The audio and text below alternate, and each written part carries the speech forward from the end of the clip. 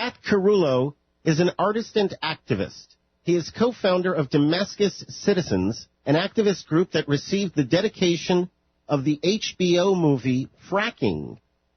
Fracking, as it's colloquially known, involves injecting millions of gallons of water, sand, and chemicals, many of them toxic, into the earth at high pressures to break up rock formations and release natural gas trapped inside. Pat has been a community organizer and environmental activist for over 3 decades. He is a video artist who builds artwork using the latest digital technology. During the 1990s, Pat helped data processing firm Adobe build and introduce its PDF software. Now that's really an accomplishment. Let's welcome to the Global Freedom Report, Pat Carullo. Pat, happy holidays. How are you?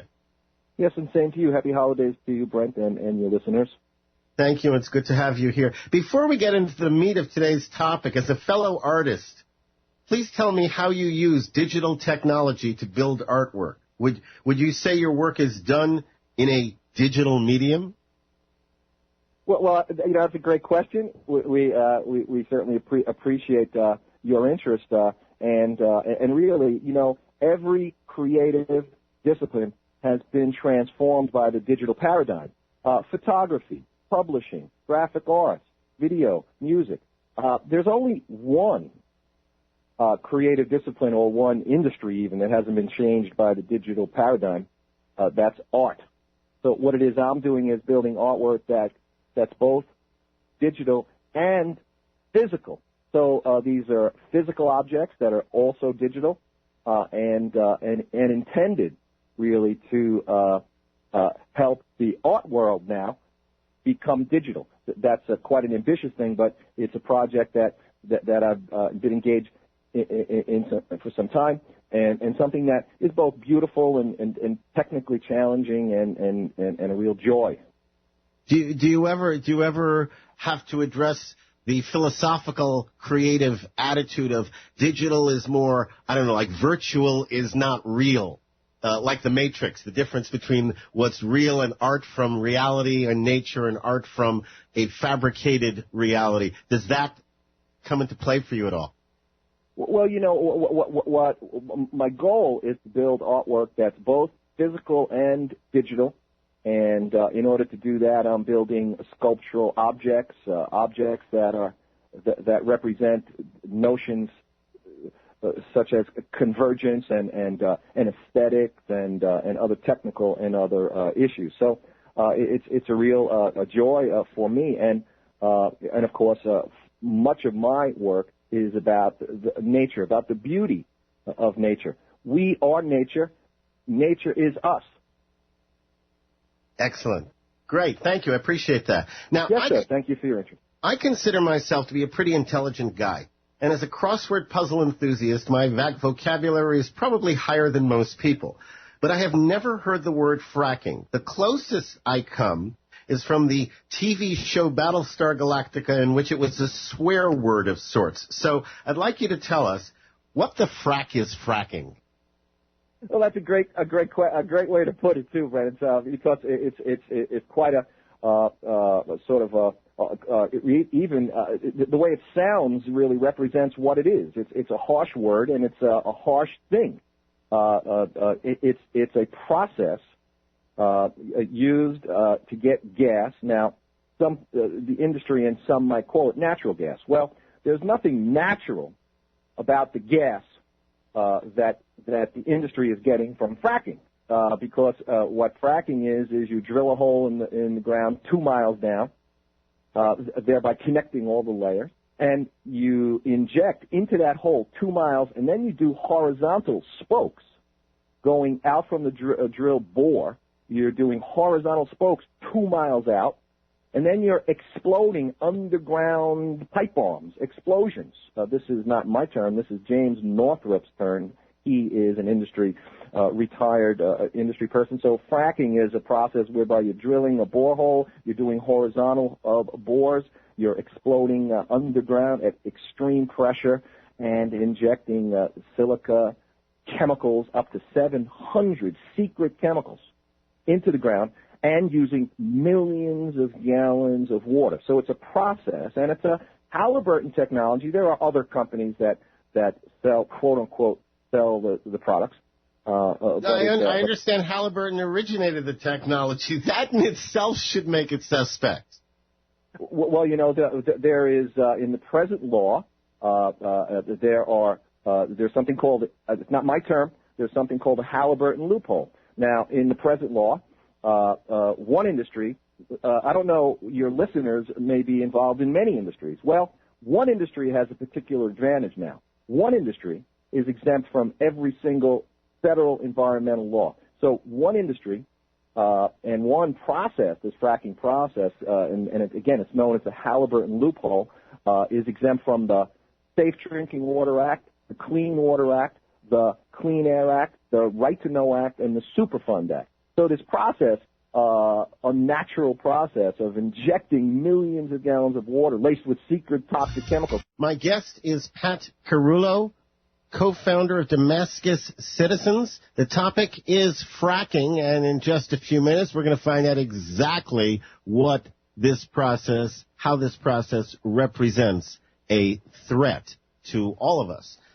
If you'd like to be part of the show, if you have any questions or comments, you're welcome to call in at 888-747-1968. That's 888-747-1968. 1968, and that is toll-free. Or you can join us in our live chat room and ask questions and make comments from there at www.globalfreedomreport.com. Pat, welcome back. How did you first become involved in this issue? I would get the impression, just in what little I've found out leading up to today's show, I get the impression it's a very specialized field, and you have this Halliburton loophole, so no regulatory agencies are out there. Nobody's promoting it in the mainstream. I never heard of it.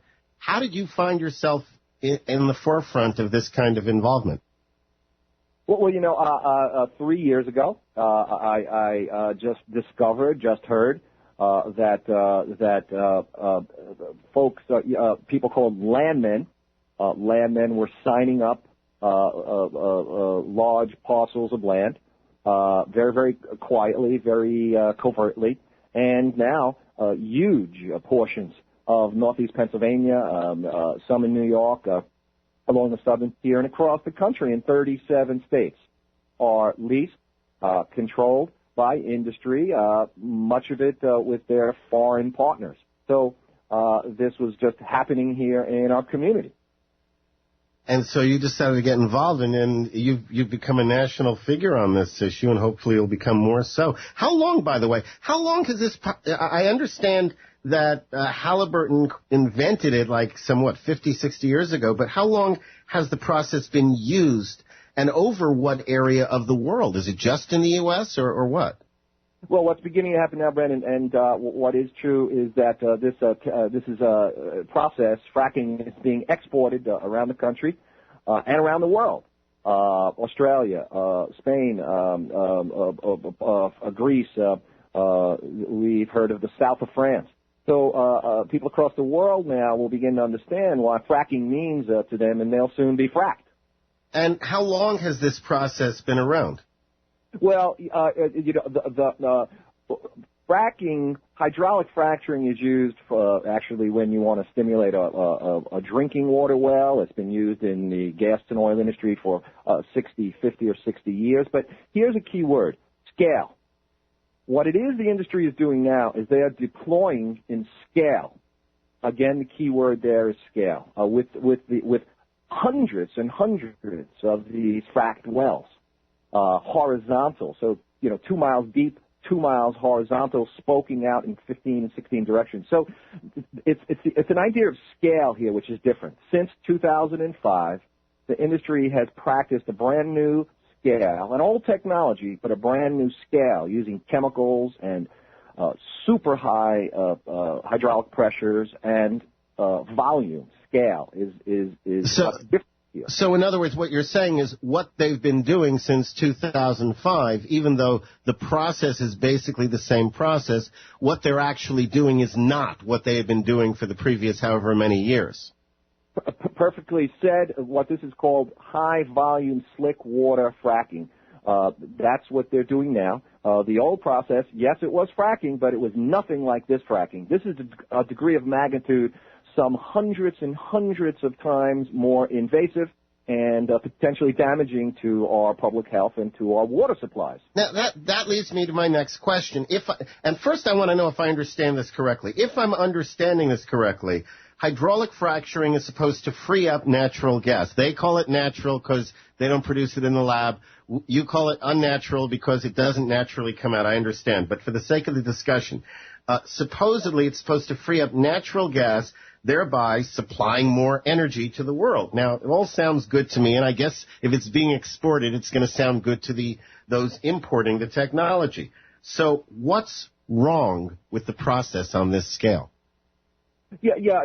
Here what we're doing is we're putting our water at risk. We're putting the public health at risk. And my concern with the practice, with the industry stealth, secrecy, confidentiality, and exemptions, exceptions, and so forth, is that there have been problems in many, many places. Now the EPAs are beginning to document those problems with this new situation, and to put our water at risk is something that doesn't seem reasonable. We won't be able to drink gas or oil or coal.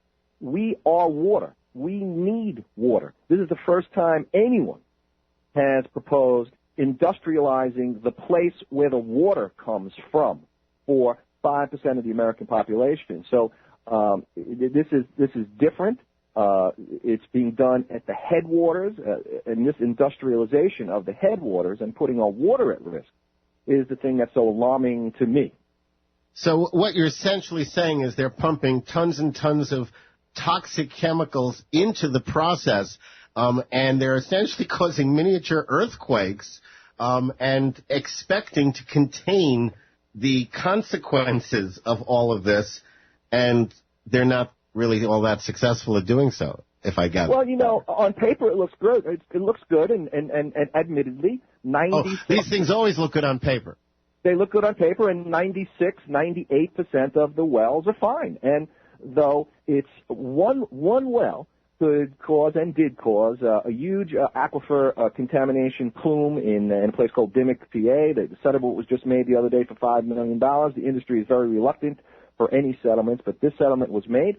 There are additional suits moving forward. But also what's bad is not what they're putting in, but what comes up.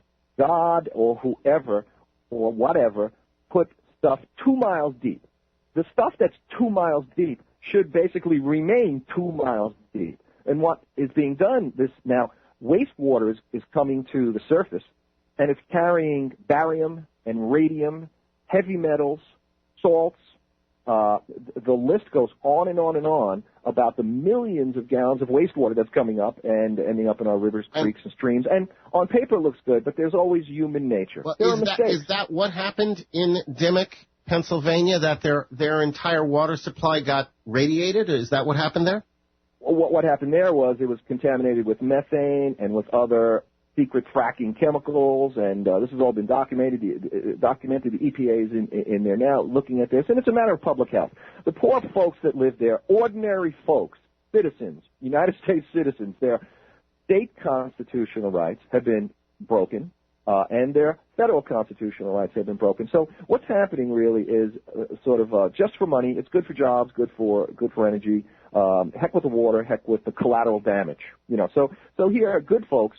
Their houses are worthless. And just last week, the industry made a $5 million settlement, really bought everything down, and these poor folks basically have to cut and run. And we're going to get back to that in a second. 888-747-1968 is the toll-free number. We have a caller, Jim, calling in from California. Jim, welcome to the show. You're on the air with Pat Carullo. Thank you very much. Excellent show. I was just going to ask if your guest there has ever heard of the town of Silt or anything in Garfield County, Colorado, around the Piceance Basin. If he's heard about that area, My background has been in the Department of Defense, and we were going to use that as a testing ground, but determined that the tight sand, as they call it, it's very fine-grained sand, to be almost impermeable. However, it's become a mecca for hydraulic fracking for natural gas. And just as your guest was saying, that it is causing unbelievable damage to glacier aquifers that have been there for, millions of years of pristine water, and this fracking creates these fissures of unbelievable toxic chemicals. I'm just curious if you've ever heard of the Garfield County in Colorado and the damage that's been going on there. Pat?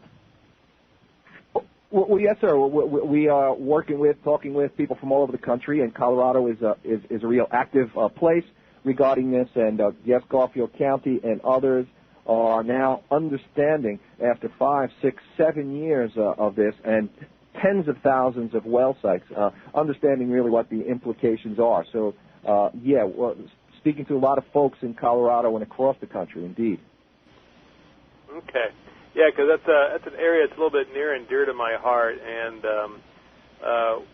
interesting. We could not use it because the tight sand that's in there, as I mentioned, is almost impermeable for some of the testing that we need to do with it. Yet they seem to be able to crack it or break it at an alarming rate, and literally destroying pristine water. It's going to become a pandemic, and there's no question about that. So, great show. Thanks for bringing this to light, Brent. And God bless. Thank you, Jim. Take care now. Thank you, Jim. Appreciate that. Thanks so much. Merry Christmas and Happy New Year. Wow. So this is not just limited by any means, Pat, like you were saying. It's being exported all over the place. I want to go back to Dimmock, Pennsylvania. Will the people who live there ever again have clean water? I mean, how I understand the water's been damaged. How permanent is that damage? How bad is the damage from this process? Well, once an aquifer is damaged, it cannot be undamaged. It's something that needs to be then avoided. Tapping that needs to be avoided. Now, our concern in northeast Pennsylvania is industry is now deploying in northeast Pennsylvania. Now, they've gone across the country, and as your previous caller suggested, causing damage across the country. Now, the industry is moving so rapidly that and there are almost no records kept. And because of all the exemptions, there are just very, very sort of quick, what we call fast tracking of permits and so forth. There are only about 100 or so wells in this small town of Dimmock, and here there are some 39 homes that will literally, almost like Love Canal, literally need to be abandoned and set aside. Now, because this stuff is being pumped into the ground so deep, and because there are so many millions of gallons, and because it's laced with the secret toxic chemicals that you put in, and the barium and radiation and methane that come up, this takes years. This can take 5, 10, or 20 years for some of this stuff to migrate back to the surface through the natural cracks in the bedrock. So who knows what... You're talking about the source water. You're not just talking about a pond someplace that is self-enclosed. You're talking about the actual headwater wells that feed all the people. Well, in Dimmock, indeed, there's a part of their aquifer has been contaminated. There are a number of other places where this is happening. We're here now. I'm sitting in the beautiful Upper Delaware watershed. The watershed is the headwaters. It's the place where water comes from for 5% of the American population. And industry is proposing coming in here into the watershed for New York City, Philadelphia. Millions of people that live here. Half of the state of New Jersey gets its water from the Upper Delaware watershed, the headwaters. Industry wants to come in here and drill tens of thousands of these fracked wells. So this is New York City did a study, and New York City is very pragmatic. They got 10 million people to feed and drink and provide water for. They have called this a catastrophic set of circumstances. This is urgent, and we appreciate your interest. Well, now I'm stunned that it seems like I'm in the minority of being interested. I mean, the potential. I understand your 98% of your wells are fine and everything, but the potential damage out of that 2% is so great. You're telling me this has been completely bypassed by the mainstream media? Well, we're beginning to, with your interest and other reports, we're beginning to crack that ceiling. We've crossed the threshold. In the past 2 months or 3 months, we've been featured on NBC, ABC, CBS, CSI, 60 Minutes. The issue finally now has gone national and now beginning to go international because for New York City did the only study. A report called the Hazen and Sawyer report. It's the only study done about fracking, and they've called it a catastrophic set of circumstances that faces their public health and their public water supply. There hasn't been any studies. One study has indicated this to be the case. So the level of urgency now in Philadelphia, Pittsburgh, and across the country is beginning to really become raised. Now, this process, this hydraulic fracturing, as I understand it, creates these miniature earthquakes, big explosions underground. Isn't there a potential for some kind of chain reaction that carries it beyond the target? Well, that would be relatively unlikely. But what does happen is all of the natural. See, where we live in the watershed, in the Upper Delaware River basin. These are the oldest mountains in the world. So these underground bedrock is fractured. It has natural faults and fractures. And if you're causing these underground explosions, or if you're exploding these massive pipe bombs underground, you can connect those natural fissures and fractions. And that's where you get the migration. This is not on paper, but New York City understands this very well, and this is why they're saying no drilling in our watershed. And what we're saying is here as well, we want this to be studied to a great extent before you're letting this take place. Tens of thousands of wells being drilled in the headwaters, highly protected waters. Now, you said this process has been given all kinds of rubber stamp exemptions from normal regulatory processes. Who oversees this? I mean, what actually does Damascus citizens have to accomplish? What do you have to do to stop it? What would have to happen? Well, from the very get-go, we want to disseminate information. That's why your consideration here is very important. We want the general public to know more. And the more the general public knows, the less advantageous this looks. Now, the industry is playing what they do, really buying up blocks of television time, lobbying and so forth to get their agenda across. But what it is we're doing is educating the public. We're just getting information, meetings, public forums, working with partners regionally and nationally, and now internationally, to just get the facts and figures out there. And the science is beginning now to accumulate. The evidence is beginning now to accumulate. And, Brett, all of your listeners understand we're at some sort of crossroads, don't even know what that is. But the one thing that's guaranteed is 20 years from now, 30 years from now, 40 years from now, no matter what happens politically or to the planet, in whatever way, shape, or form, we're going to need water. We go to Mars, and the first thing we look for is water. And so my question is more a question of the mechanics here. In other words, let's just snap our fingers. Everybody knows what they need to know about the dangers of fracking. Nevertheless, what would have to happen, since this is a private industry, and from what you're telling me, it's not regulated, what would have to happen to stop them? They're not going to stop themselves, no matter what public opinion says. Well, indeed, that's true. So part of our job is to get the information, working with our partners, networking, and really supporting each other. People around the country help us, and we help them.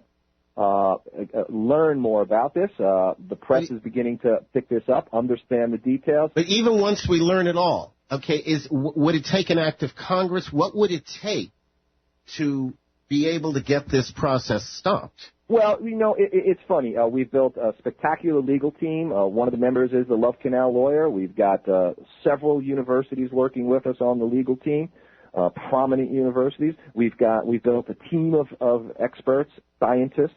We're beginning now to lay the groundwork for all of the necessary science and legal work here with our partners, and what it will require, really, like Gandhi, like Martin Luther King, like the founders of this country. It's going to require a will.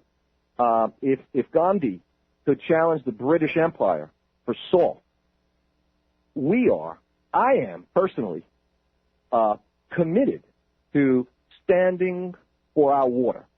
Life is water, and we are water. So an act of will is really like James Madison, like George Washington, like Martin Luther King and Gandhi. An act of will is what it's going to take on all of our parts. We have to see that this extreme fossil fuel hunting, tar sands, we have to see that fracking, we have to see that deep well drilling it may be,